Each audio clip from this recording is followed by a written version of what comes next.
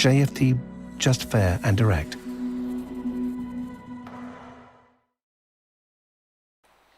Okay, hello and welcome everyone. Welcome to JFD Traders Tea Time with me, Darius Anucauskas. Today is the 14th of June 2021. So yep, welcome everyone. Welcome to this Monday's afternoon session where we're going to have a very quick look at the markets, a few of the charts, the usual stuff, guys.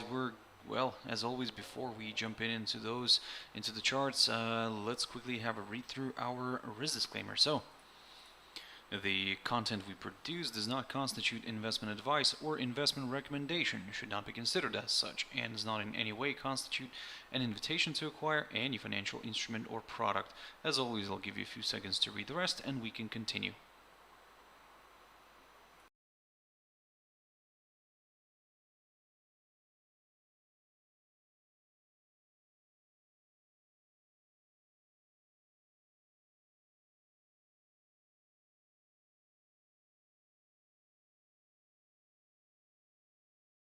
Okay, so now then, also just before we jump into the charts, as always, quick mentioning of our JFD YouTube channel, to which you can always subscribe to in order not to miss any of our upcoming videos, and of course our JFD Bank website and specifically our JFD research page, which we also update on a daily basis. So you have to check us out here on jfdbank.com and click on the research tab right there on the top. Now, jumping into the charts, the first one I want to pick up here is the German Index Dax, and yep, we saw today the index confirming a new all-time high, and that level was around the 15,802, 803, approximately around here, guys. In between those two levels. So basically, let's probably round it up so it's the 15,802.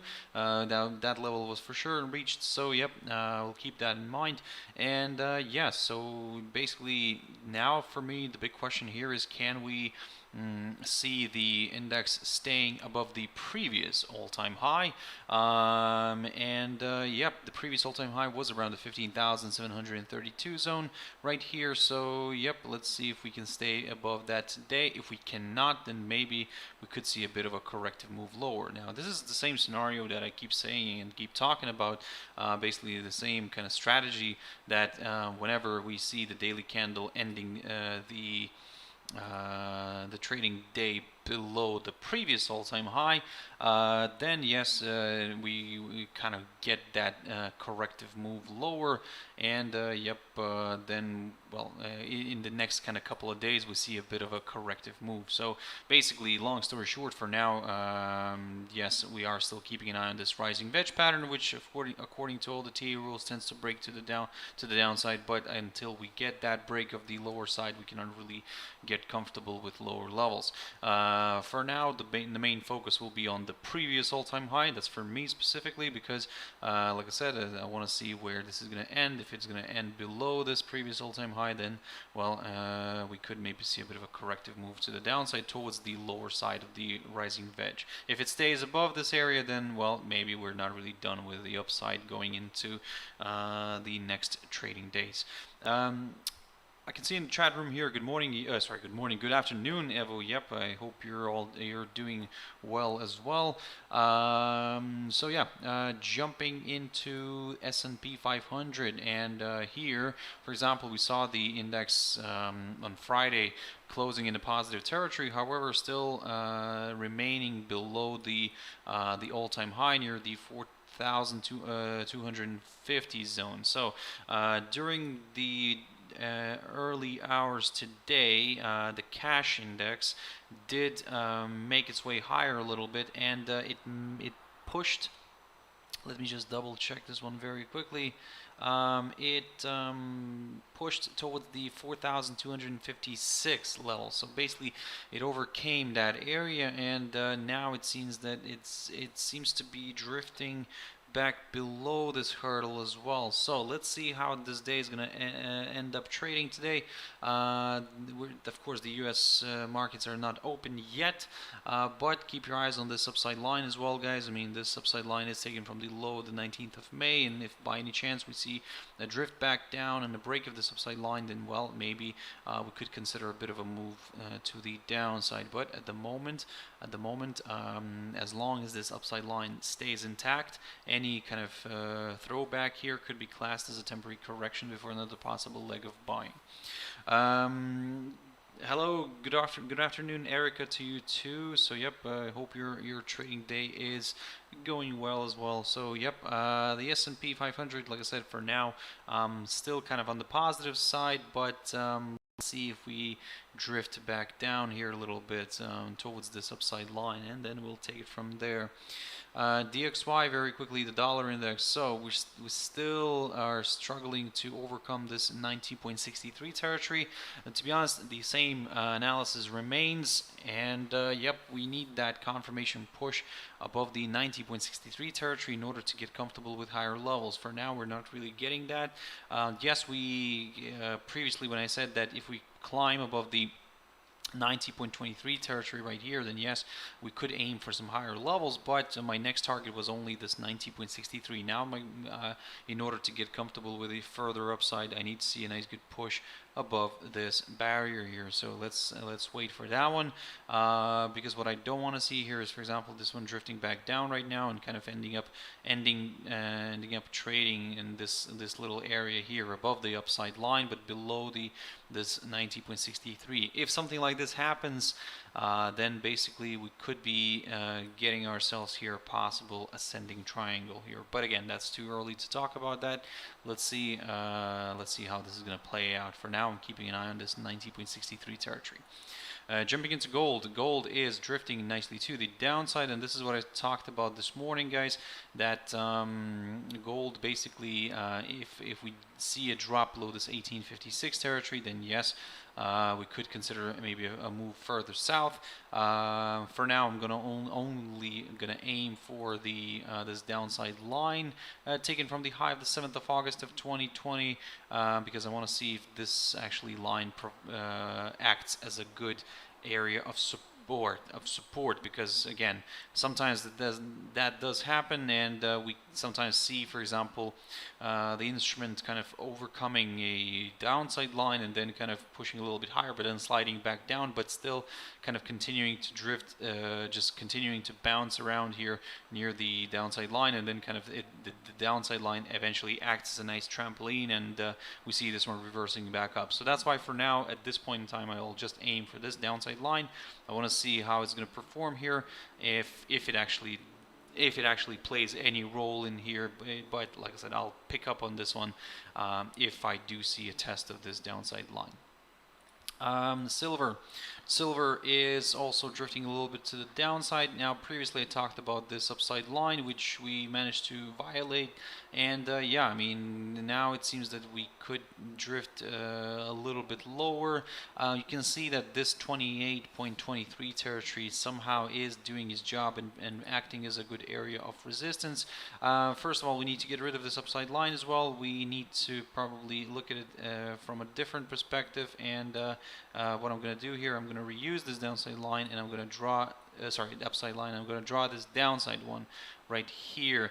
Now, it's not an ideal one. It's still tentative, a tentative downside line, because we only have 2 touches here. But nevertheless, let's see how this is going to play out here.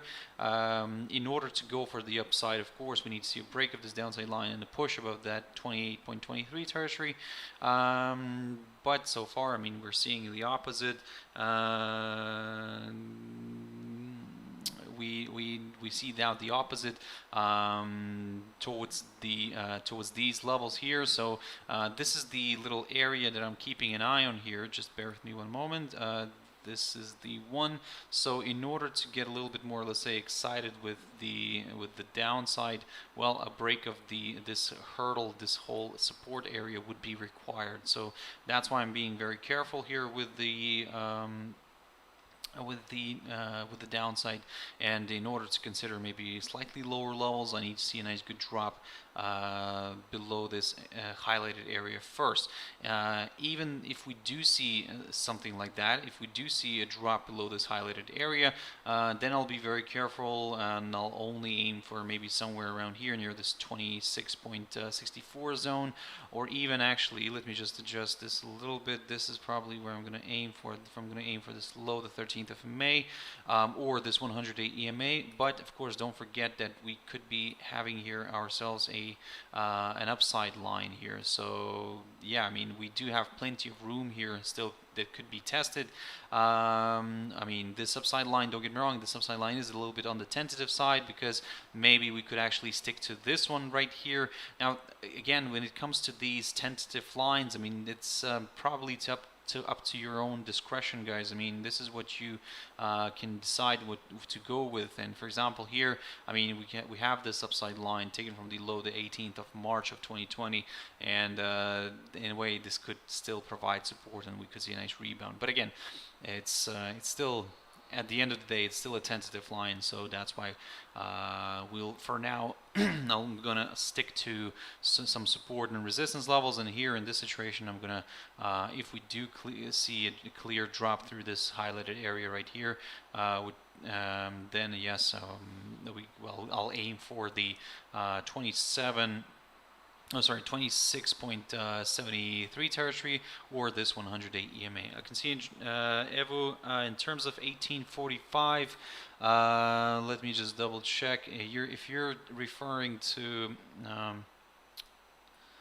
this right here, of course, it could be. It previously acted as a good area of resistance. The only thing is that, don't get me wrong, I mean, it might rebound from here. Certainly, when we have a breakout like this, that doesn't mean that this is exactly where it's going to get a hold up. For example, what it could do as well, and you probably have seen this yourself as well, that when we let's clearly break and we go for a lower low, then yes, we aim for a certain level.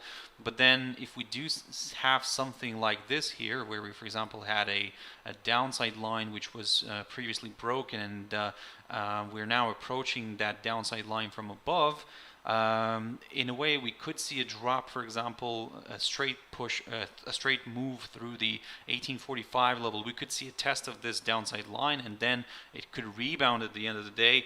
And yep, it could push back above this 1845, and this is where you will have this 1845 kind of providing you a somewhat of a good support. But still, nevertheless, you would still have that false breakout here, which could could just go and test this downside line. So that's why my kind of scenario right now, I'm kind of, yes, we can, if you wish, we can keep that level here on the chart.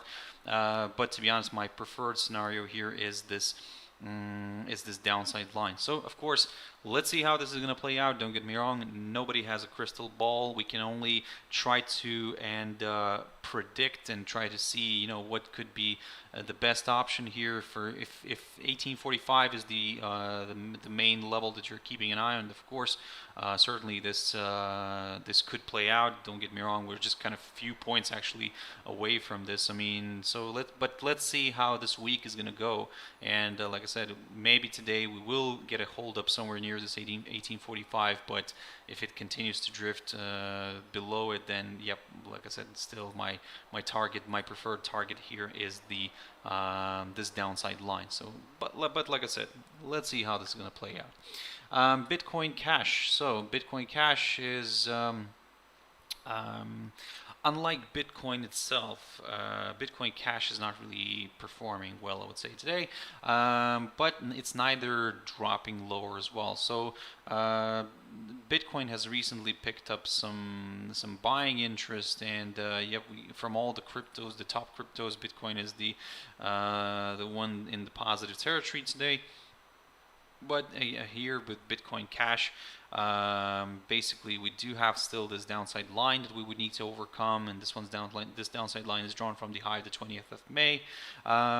So yeah, I mean, for now it's a bit of a tricky one here, so we cannot really get comfortable with the downside, but at the same time with the upside, we still have a bunch of obstacles here that we would need to overcome. Of course, if we look at from the other perspective, so yes, we continue to trade below all of the EMAs here on our daily chart, which could be seen as a bearish indication. We're also trading below this downside line here, taken from the high of the 20th of May, which also could be a bearish indication. However, the fact that Bitcoin is kind of traveling higher a little bit here today, so that's why we will be a little bit careful, especially looking at Bitcoin Cash. And yeah, let's be a little bit on the careful side, and let's see how this is going to play out, because if it's not going to drop below the 541 territory right here, yep, 541, the one that I have here marked, I need to see the daily candle staying below that area in order to go for further declines. But for the upside, yep, I need to see a break of this downside line, at least a break of this downside line, and then I could start maybe looking at some higher levels. A Litecoin. Litecoin is also basically it's the same scenario here as well. I mean, it's just stuck here below this downside line. I mean, we could start drawing this as well here, so maybe we could see that that the crypto is stuck in a triangle pattern here. So basically, it's coiling up, and we're waiting for that pop. Or should I say breakout out of this triangle pattern, and then yes, we could consider the next short-term directional move. But for now, I mean, to be honest, it's not very exciting. But let's see how this is going to play out, where this is going to break out to. Certainly, is Litecoin one of those to keep an eye on, of course, because like I said, when these such formations happen, then yes, we tend to wait for that nice breakout.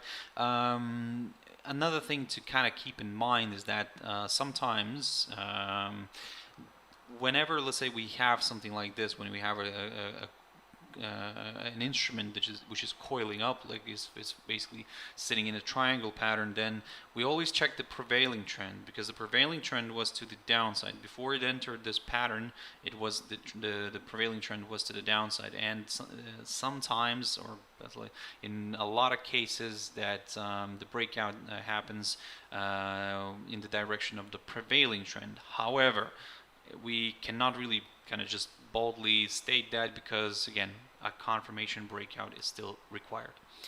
Jumping into a few pairs, AUD and ZD, so beautiful move here, and yep, we stayed above the 1.0793 territory. I talked about this one last week, and basically now there is a possibility for this one to move further north. So let's see if we can continue trading above this hurdle. If we can, then yes, we will aim for higher levels. Initially, I'm going to target this little obstacle here, the high of the 4th of May, or in other words, the highest point of May, near the 1.0822, and then I'll take it from there. Because don't get me wrong, I mean, we already have had a good up move here, so maybe a bit of a corrective move lower could be possible. However, we don't really have a signal yet for a possible correction, so let's be very careful for now. Like I said, I'm going to continue aiming higher as long as the rate stays above the 1.0793 territory. The USD/CHF quick update. So yep, downside line remains intact still. But yeah, I mean, we could still see a move higher here. We do have a bunch of obstacles on the way north, and for example, the 0.9050 territory, approximately around there. But of course, for now, I mean, I'm also keeping an eye on this 0.9030 territory as well. So let's see how that's going to play out.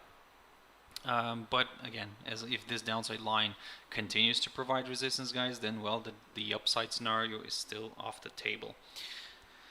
But this is where the kind of the pair with a lot of ifs comes in, and yep. Basically, in order to even go for the downside, we need to see, well, I would prefer to wait for a drop below somewhere here, the 0.8934 territory, in order to, yeah, get a little bit more excited with the downside.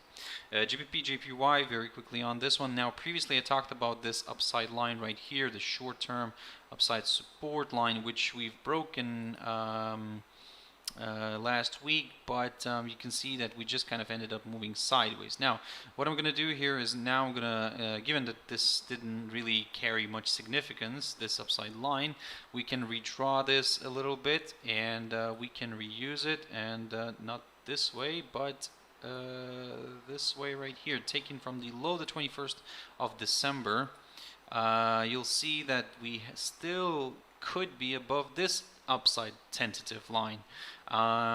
So again, I do understand it's sometimes a little bit frustrating here, but to be honest, I mean, all of these when I say that it's a tentative line, it doesn't really mean that it could be, let's say, that one to watch. It's something to keep an eye on, but don't really kind of put too much emphasis if it's a tentative line, because again, it's it can get easily broken, and if we do have at least 3 rebounds, then yes, this is where it puts a little bit more puts a little bit more emphasis and kind of strength on that line. But at the moment, okay, we can say that we're still trading above this tentative upside line taken from the low the 21st of December, so there is still a chance to move higher. You can see that, for example, last week we kind of violated this 154.84 territory, and we kind of started oscillating around it, so that's why we can actually say that this level didn't really carry much significance. What I'm going to stick to, first of all, I'm going to get rid of it. Now I'll stick to this upside line and this 153.42 zone, which previously acted as a highest point of April, and then it acted as a good support as well here in around mid-May. And then yes, we could consider maybe lower levels on a break of that level, but for now, as long as we stay above the upside line, then yep, we could still see a nice rebound and a push higher. EURUSD, I haven't looked at this one for quite a while, but yeah, this one's quite interesting because in a way we could be seeing here a nice ascending triangle pattern. So we have this upside line, which could be seen as the lower side of the triangle, and we are basically struggling to overcome this territory right here. And in order to go for the upside, a push above, at least above the 1.7037 territory right here, marked by the highest point of May, would be required. And then yes, we could go for some higher levels. At the moment, just keeping an eye on this, and like I said, I'm keeping an eye on this potential idea of seeing this as an ascending triangle, which according to all the TA rules tends to break to the upside. EURUSD. So we're having a nice little recovery here today. Not a huge one, but nevertheless we're seeing a bit of positivity kicking in. However, we remain within the falling channel pattern and below this upside line. Tentative, of course, but nevertheless an upside line taken from the low of the 5th of May. So yep, this is where we saw this nice breakout here, and yep, this is where the upside line did not carry any significance because we only had previously 2 touches, and the third one didn't really happen. And I mean, the touch that happened, it kind of was a break. So yeah, so that's why this upside line we can actually even get rid of it now, to be honest. I mean, we're just going to stick to mostly to this falling channel pattern, and then we'll see where it wants to go further, because at the moment what I'm targeting here is the lower side of the rising channel near the 1.205150 territory, approximately around here, and then we'll take it from there. For the upside, what I need to see here is at least a push back above the 1.2169 territory. Then of course we'll keep an eye on the upper side of the falling wedge, but if that gets clear, then this is where it could become a little bit more interesting for more buyers. So guys, that's it for this session. I'll have to wrap it up here. Thank you very much for joining in and watching this one till the end. I really appreciate your time. So yep, if you want to join me tomorrow morning, as always, at my Traders Espresso, that's 6 o'clock GMT time. For now, have a wonderful evening, stay safe, and I'll see you later. Bye-bye.